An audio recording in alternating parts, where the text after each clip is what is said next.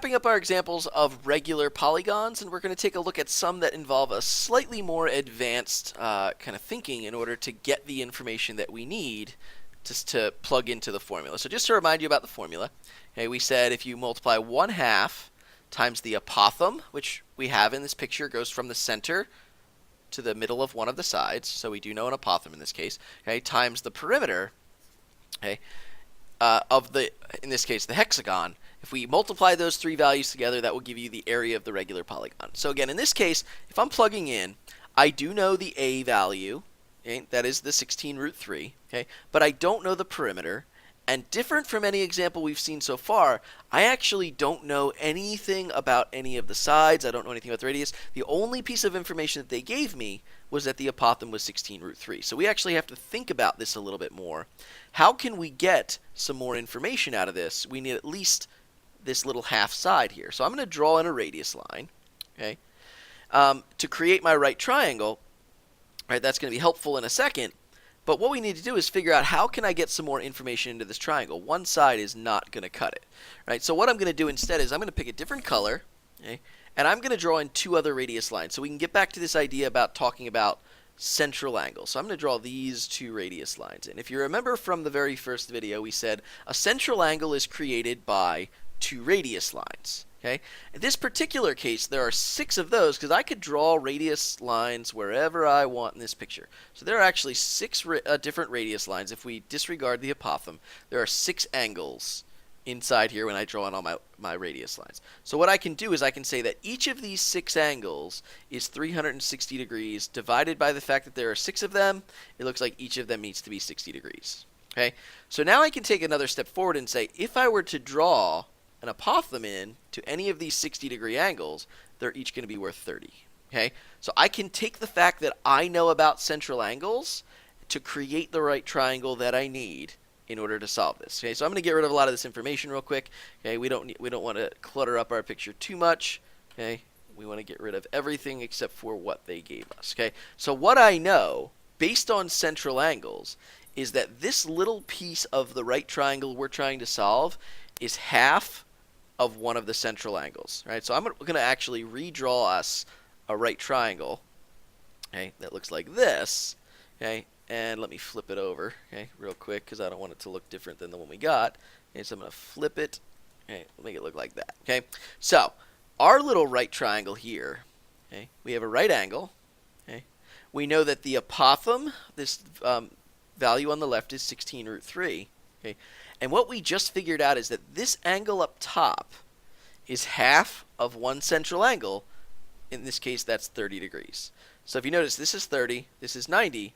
I just figured out a 60-degree angle in this corner. Okay, we have a 30, 60, 90 special right triangle. That's great. We know about those. We know that across from the long leg, across from the 60-degree angle is the long leg, and that is the short leg times the square root of 3, which means that this value down here has to be 16. Okay, in order to get a 16√3, I'm multiplying 16 times the square root of 3, right? We just divided our way backwards to get that piece. So here's what I just figured out. This little piece of the bottom of my triangle is worth 16, okay? Which means the entire bottom of this hexagon is another 16, which means a total of 32, okay? I have 6 sides on this shape, which means 6 times 32. My perimeter is 192. So I can go to my formula now. Let's see if I can squeeze it in right here. 1/2, my apothem is 16√3. Okay, and we just figured out to add to our problem, the last piece of information is that the perimeter is 6 times 32, or 192 inches. Okay, so if I multiply these together, looks like it's really just 8 times 192. 1,536, right? So I'm going to say that this is 1,536 times the square root of 3 inches squared, right? That would be the area, okay? So this second example over here, I'm not going to do. It is an exact duplicate of what we just saw, right? So I'm not going to repeat the same problem. So you can see that once we get to problems where they pretty much take away everything from us, except for one piece of information, whatever that one piece of information is, we're going to have to use things like special right triangles and sine, cosine, and tangent to help us figure out the measures using central angles. Okay, so I have a few more examples. This is, I think, probably as extreme as I can get. Okay, so here we have a square. And I'm giving you the radius of the square. So from the center, right, I'm going to an angle, right? So this line right here, remember, is called a radius because it's connecting the center of the square to a radius. Okay, so again, I'm going to go through my process. Okay, regular means, or square in this case means a regular quadrilateral, 1/2 AP. Okay, so that's 1/2. I don't know A in this case. They tell me nothing that I need in order to plug into this formula. So I'm going to draw my apothem right there. Okay. And I'm going to say, all right, I don't know anything about this. The only thing I know is that this piece is 26, so we can disregard the one that they have there. Okay, so I got to use central angles again. I don't have enough information to solve this without having an angle involved. So again, let's think about what happens when I start drawing central angles. Let me get my line tool out. Right, and so I'm going to go over to this other picture to show you that. All right, so if I was looking at this one, there's a radius line. There's a second radius line going to a vertex. There's 3. And because this is a 4-sided shape, I have 4 radius lines, which means 4 central angles. Right? If I have 4 central angles, that's going to be 360 divided by 4. Well, 360 divided by 4 is 90 degrees, and that's really starting to connect what we've already talked about with squares, and that's that when you draw 2 diagonals in a square, that's what our picture on the right looks like now. It makes 90-degree angles, right? So that fits together. So I'm going to cut this 90-degree angle in half. Remember, we're going to draw an apothem in now and cut 90 in half, which means this is now worth 45. And so that means that this is worth 45, and I've made a 45, 45, 90 special right triangle, right? So in order to figure out the apothem, right, the rules for 45, 45, 90 say x root 2 is equal to hypotenuse. I know the hypotenuse is 26, so we're going to say x root 2 is equal to 26. Okay, and then I'm going to divide by both sides by the square root of 2, so it says 26 over root 2.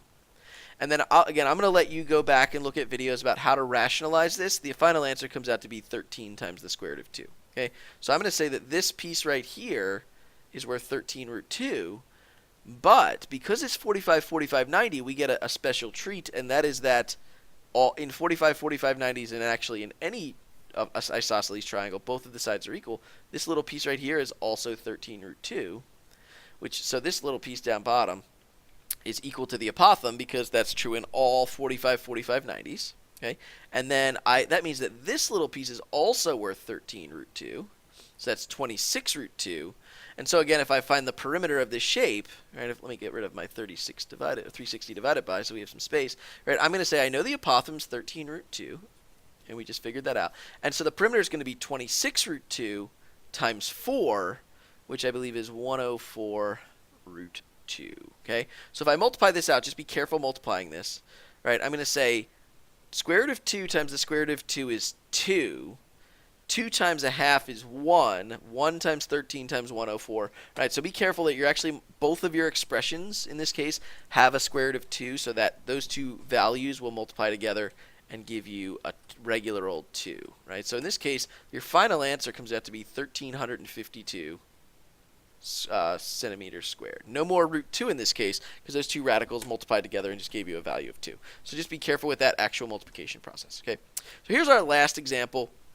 And I'm going to focus on the problem on the right-hand side, the pentagon. It's a little bit easier to work with. So in this case, I'm going to go through the same process. They only gave me one radius line. I don't know anything about this besides the fact that the radius is worth 3. Okay, so I'm going to draw in another radius. Okay, so let me get my line tool so we can draw a radius. So here's a radius that they gave us. That's worth 3. Okay, and here's another radius. And in between these two radius lines, okay, is one central angle. So in this case, that's going to be 360 divided by 5, which is 72 degrees, right? So each of these, this central angle right here is worth 72, okay? And now let me draw in the apothem, right? My formula says that you need to plug in the apothem, so we need to draw in an apothem. So let me draw in a blue apothem right here, okay? Or a black apothem. It didn't go blue. That's fine, right? So I'm going to draw in my apothem at a right angle. Okay, and remember this 3, I'm going to get rid of it because it's actually over here. Okay, that split the 72 degrees into two angles that are both worth 36 degrees. Right. So again, let me pull the picture of this right triangle that we just created out, so we can focus on it outside of the picture. Right. I'm going to draw in this. Okay, and let me flip it again so it looks the same as the one we had. Okay, flip left to right. Okay, so here's our picture now. I see a right angle, a radius of 3, and I see an angle of 36 degrees up here, right? So I'm trying to figure out this little piece on the bottom, which is half of a side. I need to know what that is. And then I also need to figure out this one, which is the apothem, right? So I'm actually going to put an x and a y. So this is a problem that is not a special right triangle at all. Okay, it's not. We don't know two sides, which means I can't use the Pythagorean theorem. Our only option now is to use trigonometry. So I'm going to actually say in this case, if I want to find out what x is opposite from 36, and I know 3, and that is the hypotenuse. Opposite and hypotenuse, we're going to use sine. So we're going to say the sine of 36 is equal to x over 3. Okay, and then to find y, I'm actually going to set up a very similar situation. Right? I'm going to say that is the adjacent side to 36 over the hypotenuse. So that one's going to be the cosine of 36 is y over 3. Right? So I can figure out both of these by using the same setup, just I'm finding both sides. Right? Or if you wanted to, you could find one and then use the Pythagorean theorem to find the other. You'll get the same answer no matter how you do it. So I'm going to type in 3 on my calculator that you cannot see. 3 times the sine of 36, okay, which comes out to be about 1.76. And again, I would try not to round too much because you're going to use this in further calculations. X is about 1.76. Okay, and so if I do the same calculation 3 times, and I'm going to say the 36, the cosine of 36, okay, that's going to come out to be about 2.42. Okay. So I'll say y is equal to about 2.42. Okay. So remember, y represented my apothem. So I'm going to come over into this space so that I can plug in. Okay. 1/2. My apothem was the y value, right? That's this value right here, which we labeled in our kind of side triangle as y. So the 2.42. Okay. And so I just found out that x, this little piece right here, is 1.76. I have 2 of those. Right, which is another 1.76. So one side is about 3.52. I have 5 of those, so I'm going to multiply that one side by 5, and I get a length of 17.6 for my perimeter. Again, this is approximately, because we do have to round when we're using trigonometry. So now if I multiply together 17.6 times 2.42 times 1/2, I'm going to get about 21.3. So the area of this pentagon is about 21.3 square feet. Okay, so that one was probably the trickiest of all of them. You needed to find the central angle. It was not something nice and simple, so we had to actually use what we know about sine, cosine, and tangent to help us find the rest of the pieces of our right triangle, and then use that information to find the perimeter and the apothem to plug into our regular polygon formula.